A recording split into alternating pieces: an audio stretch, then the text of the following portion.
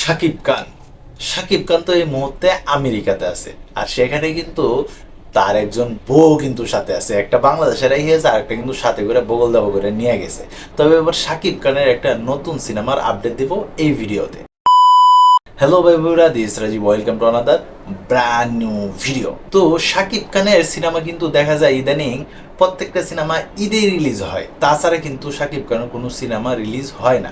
আর release হইলেও তেমন কিন্তু ভালো ব্যবসা করতে পারে না, যেটা কিনা উদাহরণস্বরূপ আমরা দেখাইতে পারি দরদ সিনেমাটা। তো এবার শাকিব খানের একটা নতুন সিনেমা আসতে যাইতেছে, যেটা কিনা শোনা যাইতেছে আগামী মাস থেকে সেই সিনেমার শুটিং নাকি শুরু হইব।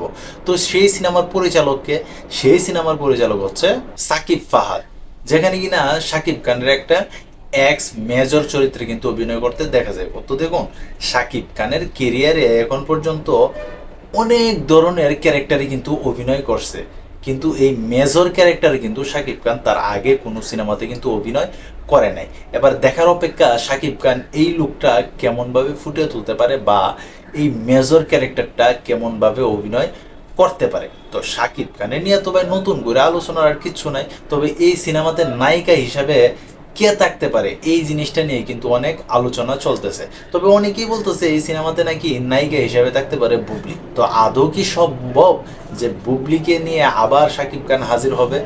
কেন আমি এই কথা বললাম দেখুন, শাকিব খানের লিডার আমি বাংলাদেশ সিনেমাটা যখন মুক্তি পাইছিল, ওইখানে কিন্তু একটা গান ছিল সুরমা সুরমা।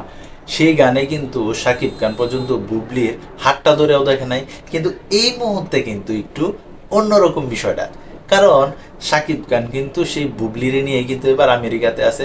তো আমার মনে হয় বুবলি পটায় পটায় শাকিব খানরে কিন্তু তার সিনেমাতে নিয়েই যাইতে পারে। তো তোমরা যারা শাকিব আছো, তোমাদের কাছে কি মনে হয় এখানে নায়িকা হিসাবে কে থাকতে পারে? অবশ্যই কিন্তু তোমরা কমেন্ট বক্সে জানাতে পারো।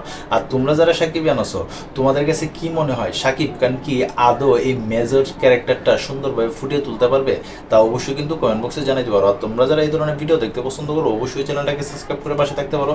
তো এই ছিল এখনকার মতো ভিডিও। তো সবাই ভালো থাকবে, সুস্থ থাকবে, আর হ্যাঁ, কাছের মানুষটা ভালো রাখবে। ধন্যবাদ সবাইকে। আল্লাহ হাফিজ।